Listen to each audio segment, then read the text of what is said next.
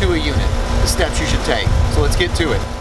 So I have a wireless refrigerant scale made by Fieldpiece, and I've got it zeroed out.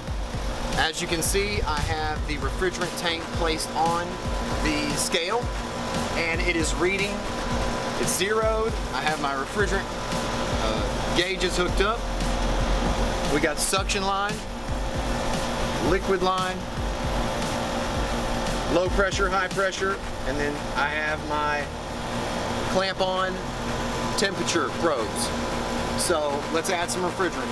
First thing you do, bleed it off so you have just liquid going to the system. We don't want any just gas, vapor, and start adding.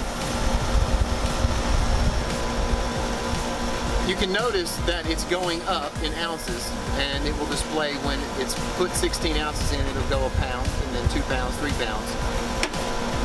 As you add refrigerant, please monitor the pressures, that way you don't add too much.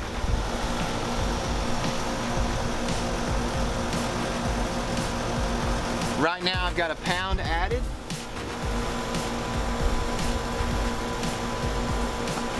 We're back, and I've charged the unit. I've added 3 pounds to this system, and now it's producing 53-degree air. It's 74 inside, so I know it's 21-degree split. The unit's operating correctly now. I've used scales, which is what you need to do when you add refrigerant to a system. So this is Tad giving you a helpful video.